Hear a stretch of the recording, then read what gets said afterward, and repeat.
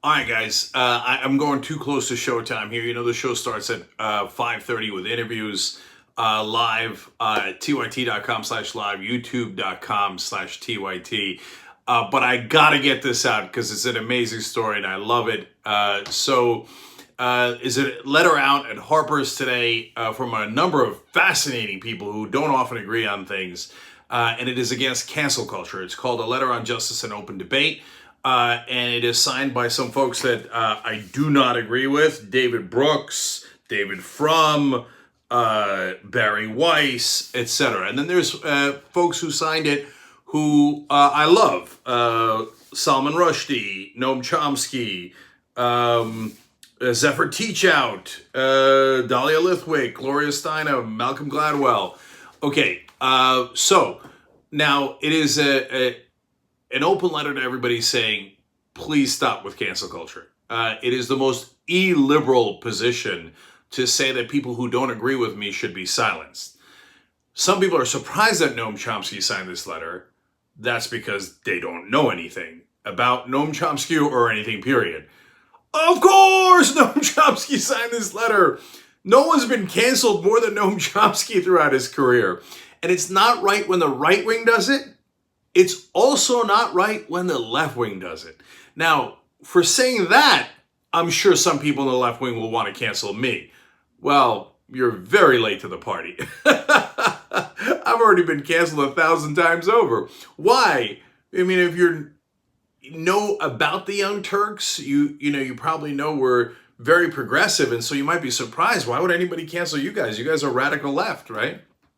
No, there's some folks who, and I'll tell you the reasoning behind it in a second, who think, no, I'm going to outflank everyone, and I'm going to cancel everyone, and especially people who are influential and actually help the progressive movement. Why? Why would they do that? Because then they feel morally superior. Oh, I'm the most pure person there is. Oh my God, I didn't vote for anyone. I didn't do anything. I didn't make help in getting change. I didn't do anything at all. But I canceled everyone. I obliterated everyone by canceling everyone. Forget canceling people on the right and forget again fighting against Trump and Republicans and Mitch McConnell and the establishment, Nancy Pelosi, Chuck Schumer, etc. Forget fighting against all those forces, corporate donors that are actually crushing this country, right? No, I don't want to do any of that. I want to fight the people that are doing that so that I can feel morally superior. So, Noam Chomsky, you're canceled. Oh, so somebody on the left thinks that they have moral superiority to Noam Chomsky. Hilarious. And intellectual superiority, is that right? Is that what you think? Hilarious. So look, I'm not going to get into quoting all the people who are trying to cancel these folks for writing the non-cancel letter. Of course, one of the top cancel culture people, in my opinion, from the couple of things that I've seen from her, is Jessica Valenti. Oh, she loves canceling people. Oh, she's the most morally superior person on earth. She sits right on top of the mountain doing absolutely nothing and feeling so good about herself. She's canceling people that wrote this letter. Gloria Steinem wrote this letter. Jessica Valenti, are you really a better feminist than Gloria Steinem? Oh, you must be so superior. So unreproachably superior. Please. Okay, so, and they really don't see it. They don't even see the irony of trying to tell Noam Chomsky to shut up about his opinion on this.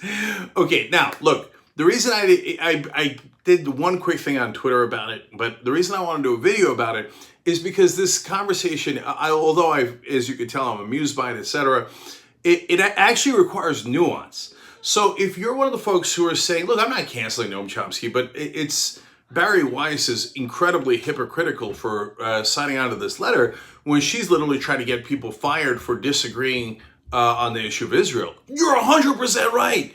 And you should point that out. And nobody's looking to cancel you or your disagreements with the letter or anyone signing the letter. So if you want to disagree with Noam Chomsky, have at it, Hoss. He's not above reproach either. Just because he's a legend, what, you can't criticize? Of course you can criticize him, right?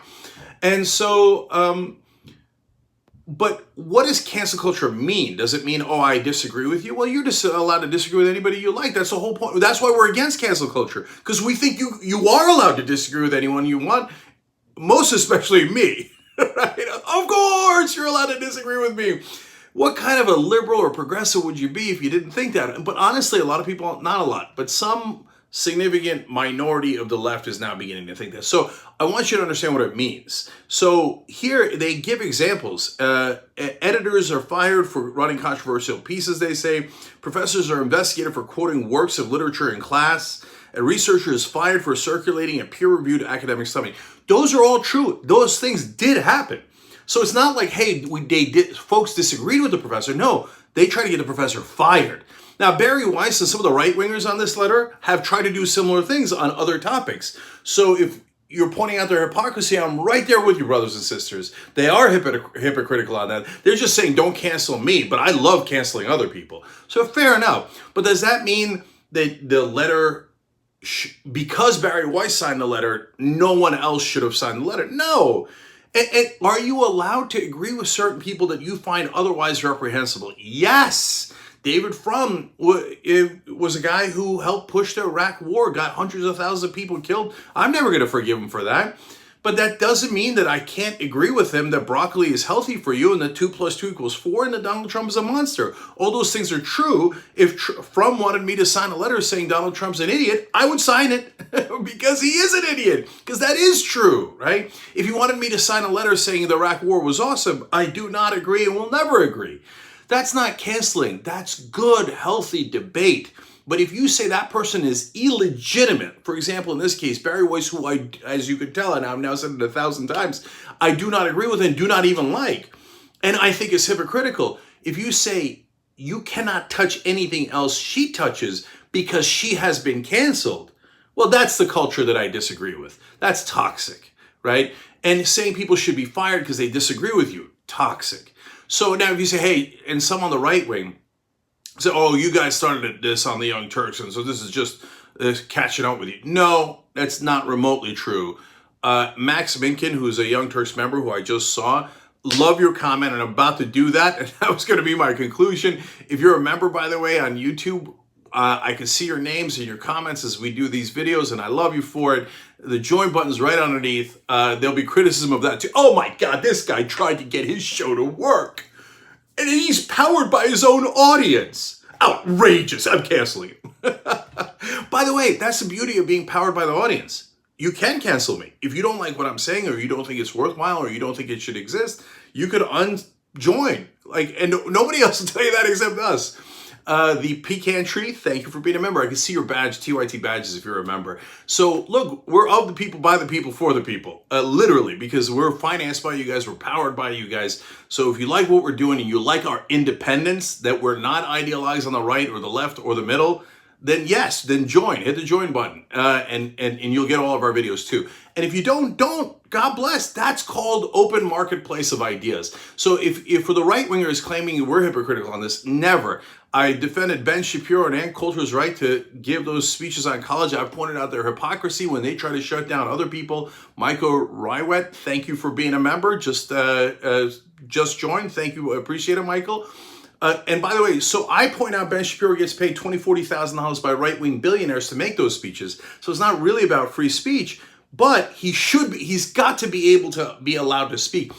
I'm not at all afraid of Ben Shapiro or Glenn Beck or any of their opinions because we have the facts. We are correct. We battle them on YouTube, on Facebook, in speeches and debates at different conferences, and we win easily because we are right and they are wrong. That is how the marketplace of ideas works. If you try to shut them out, in essence, you're saying, I can't beat you with my ideas, so I've got to just try to ban you. That's why I among the 18 different reasons why I can't stand cancel culture. No, let them speak. We'll kick their ass intellectually. It's not an issue. You should never be afraid of that kind of a debate. So in terms of getting people fired, we had the conversation on the Young Turks about the New York Times editor. I don't think he should have been fired. Zadie, thank you for becoming a member.